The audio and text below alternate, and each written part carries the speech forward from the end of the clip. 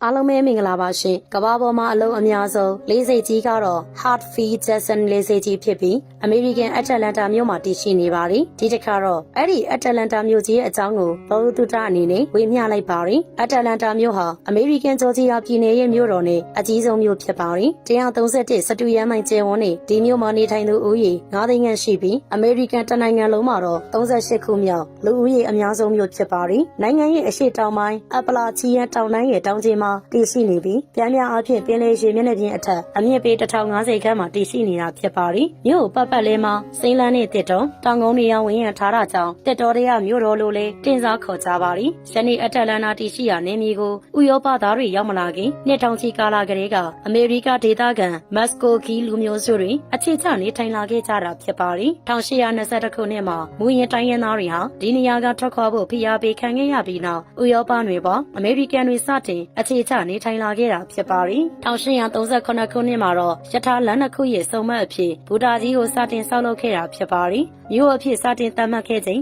1848ခုနှစ်အထိမြို့နေလူဦးရေဟာ2500ခန့်သာရှိခဲ့ပါတယ်။ကုန်သွယ်ရေးလမ်းကြောင်းနဲ့အတူစီးပွားရေးကောင်းမွန်လာခဲ့ပြီး1860ခုနှစ်မှာတော့လူဦးရေ1000နီးပါးရှိလာခဲ့ပါတယ်။ဒါပေမဲ့အမေရိကန်ပြည်တွင်းစစ်ကာလမှာတော့ဆိုးဆိုးရွားရွားပျက်စီးခဲ့ရပြီးစစ်ပြီးဆုံးချိန်မှာတော့ပြားပုံသားသားကျန်ရစ်ခဲ့ပါတယ်။ပြည်တွင်းစစ်ပြီးဆုံးချိန်ကစလို့တိဆောက်ရေးကိုအရှိန်အဟုန်နဲ့လှုပ်ဆောင်ခဲ့ရာကနေ1880ခုနှစ်မှာတော့လူဦးရေ3900ကျော်ရှိလာခဲ့ပြီးပြည်내ရဲ့အကြီးဆုံးမြို့ဖြစ်လာခဲ့ပါတယ်။20ရာစုမှာလေအရှိန်အဟုန်နဲ့တိုးတက်လာခဲ့ပြီးမြို့ရဲ့ထင်ကြရအထက်မြင့်အဆောက်အအုံတော်တော်များများကိုလေဒီကာလမှာတိဆောက်ခဲ့တာဖြစ်ပါတယ်။ဒုတိယကမ္ဘာစစ်ကာလမှာတော့အတလန်တာဟာစစ်ဘက်ဆိုင်ရာထုတ်ကုန်တွေထုတ်လုပ်ရာရထားလမ်းကွန်ရက်ရှိရာစစ်စခန်းတွေအခြေစိုက်ရာနေမြေအဖြစ်တည်ရှိခဲ့ပါတယ်။1960ဝန်းကျင်မှာတော့ဒီမြို့ဟာမာတင်လူသာကင်ဂျူနီယာရာအတ်ဘာနတီတို့နဲ့အတူလူအခွင့်အရေးလှုပ်ရှားမှုဗဟုဌာနဖြစ်ခဲ့ပါတယ်။1996ခုနှစ်နွေရာသီအိုလံပစ်ပွဲတော်ကိုလက်ခံကျင်းပခဲ့တဲ့အတလန်တာဟာ21ရာစုမှာလည်းဤပညာမီဒီယ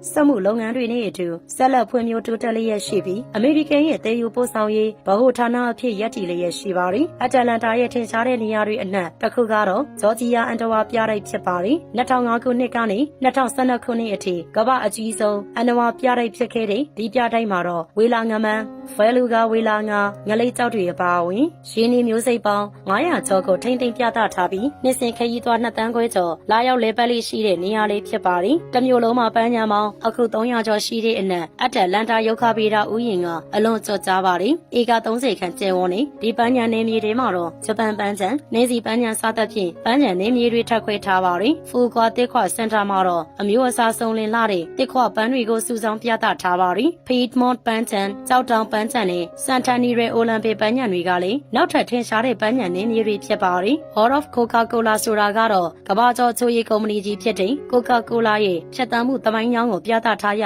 ာပြတိုက်ဖြစ်ပါတယ်။1892ခုနှစ်ကတည်းကစတင်ခဲ့တဲ့ Coca-Cola ဟာယနေ့အချိန်မှာတော့နာမည်အကြီးဆုံးအချိုရည်အမှတ်တစိမ့်ဖြစ်နေပြီးသူ့ရဲ့ရုံးချုပ်ကလည်းအတလန်တာမှာပဲတည်ရှိနေတာဖြစ်ပါတယ်။1980ခုနှစ်မှာတည်ထောင်ခဲ့တဲ့ CNN သတင်းဌာနကြီးတည်ရှိရာ CNN Center ကလည်းမြို့ရဲ့ထင်ရှားတဲ့နေရာတစ်ခုဖြစ်ပါတယ်။မြို့လယ်မှာတည်ရှိနေတဲ့ဒီအဆောက်အအုံကြီးမှာတော့ CNN Center ရုံးချုပ်အပြင်အတလန်တာရဲဌာနနဲ့အတူစတိုးဆိုင်နဲ့စားတောက်ဆိုင်ပေါင်းများစွာတည်ရှိလိုနေပါတယ်။အမှုပညာရုပ်ရှင်နဲ့ပွဲလမ်းသဘင်ပေါင်းများစွာတင်ဆက်ကျင်းပလေးရှိတဲ့ Fox ဇာတ်ရုံကလည်းအတလန်တာရဲ့ Midtown နယ်မြေထဲမှာတည်ရှိနေပါတယ်။1929ခုနှစ်ကတည်းကစတင်ဖွင့်လှစ်ခဲ့တဲ့ဒီဇာတ်ရုံအဆောက်အအုံကိုတော့ Morris Design နဲ့တည်ဆောက်ထားတာဖြစ်ပြီးအတွင်းဘက်မှာတော့ထိုင်ကုန်ပေါင်း4665ခုဆန့်ခန်းမှာပါဝင်နေပါတယ်။အထင်ရှားဆုံးလူအခွင့်အရေးလှုပ်ရှားသူတစ်ယောက်ဖြစ်တဲ့အတလန်တာမြို့သားမာတင်လူသာကင်ဂျူနီယာကိုကွန်ပျူတာနဲ့မာတင်လူသာကင်ဂျူနီယာအထင်အမှတ်နေမြေကတော့35ဧကခန့်ကျယ်ဝန်းပြီးဒီနယ်မြေထဲမှာတော့မာတင်လူသာကင်ငယ်ဘဝ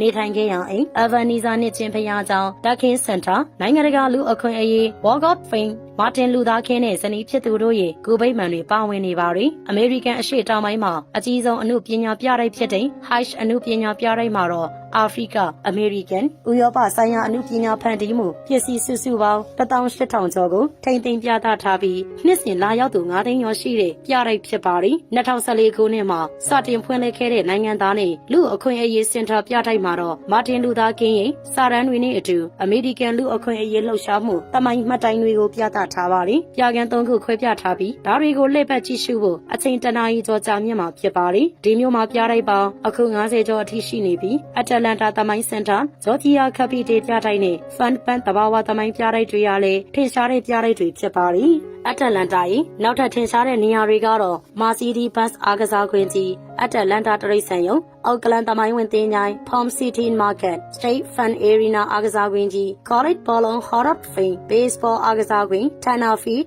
ဂျီမီကာတာစာကြီးတိုင်းနဲ့ပြတိုင်း Skyview အတ္တလန်တာခြားရဟတ်ကြီးအတ္တလန်တာလန်ကိုလန်နဲ့ Parpatry အမှုပညာစင်တာစတာတွေဖြစ်ပါတယ်မြို့နေလူဦးရေထက်ဝက်နီးပါးကအာဖရိကနွယ်ဖွားတွေဖြစ်ပြီးလူပြူ39ရာခိုင်နှုန်းအာရှနွယ်ဖွား4ရာခိုင်နှုန်းနဲ့ Latin America နွယ်ဖွား6ရာခိုင်နှုန်းခန့်နေထိုင်ပါတယ်ခရစ်ယာန်ဘာသာကိုအများဆုံးကိုးကွယ်ကြပြီးတော့ Protestant 63ရာခိုင်နှုန်း Roman Catholic 17ရာခိုင်နှုန်းဘာသာမဲ့20ရာခိုင်နှုန်းနဲ့အခြားဘာသာကိုးကွယ်သူအနည်းငယ်လေးနေထိုင်ကြပါတယ်အတ္တလန်တာဒေသဟာအမေရိကန်ရဲ့8ခုမြောက်စီးပွားရေးအကောင်းဆုံးနယ်မြေဖြစ်ပြီးကမ္ဘာမှာတော့နံပါတ်15ခုမြောက်စီးပွားရေးအတောင်တင်ဆုံးမြို့ဖြစ်ပါတယ် Coca-Cola Data လေးကြောင်းလိုက်နဲ့ AT&T Telecom အပါအဝင်ကမ္ဘာအကြီးဆုံးကုမ္ပဏီအခု900စည်ရင်းဝင်ကုမ္ပဏီကြီး16ခုရဲ့အခြေတရားမျိုးလေးဖြစ်ပါတယ်အဓိကစီးပွားရေးလုပ်ငန်းတွေအနေနဲ့ကတော့တည်ယူပို့ဆောင်ရေးလေယာဉ်တည်ဆောက်ရေးမော်တော်ကားငွေကြေးနဲ့ဘဏ်လုပ်ငန်းကျန်းမာရေးဝန်ဆောင်မှုစက်မှုထုတ်ကုန်ဆောက်လုပ်ရေး IT နည်းပညာရုပ်ရှင်မီဒီယာခရီးသွားလာရေးဝန်ဆောင်မှုလုပ်ငန်းတွေကိုလုပ်ကိုင်ကြပြီးဒေသခံတွေရဲ့နှစ်စဉ်ပြန်မြ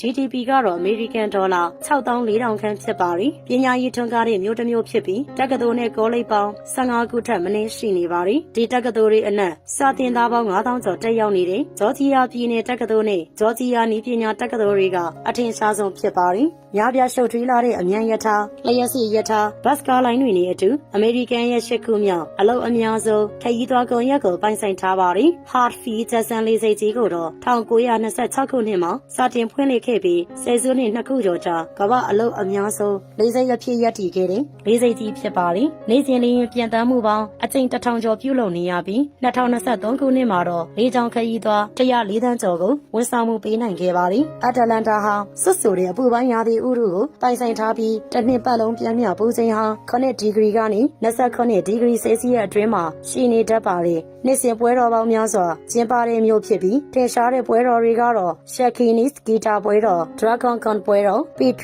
Road 10ကီလိုမီတာအပြေးပြိုင်ပွဲ Music Midtown ဂီတာပွဲတော် Atlanta ရုပ်ရှင်ပွဲတော်နဲ့ African အမှုပညာပွဲတော်စတာတွေဖြစ်ပါတယ် Professional အားကစားကလပ်တွေအခြေစိုက်ရာမြို့လေးဖြစ်ပါတယ် Atlanta ဆိုတဲ့မြို့အမည်ကိုတော့ Catalan Engineer J. Edgar Thompson မူလပေးခဲ့တဲ့ Atlantica Pacifica ကနေအတူကောက်ခေါ်ဝေါ်သုံးဆွဲလာခဲ့တာဖြစ်ပါတယ်မြို့ရဲ့အမှတ်အသားအလမ်းမှာတော့ Phoenix ငှက်ကိုမြင်ရမှာဖြစ်ပါတယ်။ကြာပုံထဲကနေယုံထားပြီးကမ္ဘာအစင်မီမျိုးကြီးတစ်မျိုးဖြစ်လာခဲ့အောင်ဖန်တီးနိုင်ခဲ့တာကိုရည်ရွယ်ထားတာဖြစ်ပါတယ်။ရှင်းကျော်ပိတ်ဆို့လေးရှိပြီးစောင့်ဆိုင်ငြိမ်ကြတတ်တာမြို့ရဲ့အချို့နေရာတွေဟာအန္တရာယ်ရှိတတ်တာကြောင့်ရှောင်ကျဉ်မှုသတိပေးထားတာတွေကတော့အခြားအမေရိကန်မျိုးကြီးတွေအတိုင်းပဲဖြစ်ပါတယ်။2019ခုနှစ်ကဆိုရင်အတ္တလန်ကိုလာရောက်လေပတ်သူခရီးသွား58သန်းအထိရှိခဲ့ပြီးခရီးသွားလုပ်ငန်းကနေဝင်ငွေအမေရိကန်ဒေါ်လာ16ဘီလီယံအထိရရှိခဲ့တာလေးဖြစ်ပါတယ်။ဒီတစ်ခါဝင်များခဲ့တာကတော့ကမ္ဘာပေါ်မှာအလုပ်အများဆုံးလေဆိပ်တည်ရှိရာအတ္တလန်တာမြို့ကြီးရဲ့အကြောင်းပဲဖြစ်ပါတယ်။နောက်ဆင်သူတူတာဆောင်မိတ်ဆွေအပေါင်းရွှင်လန်းချမ်းမြေ့ကြပါစေရှင်။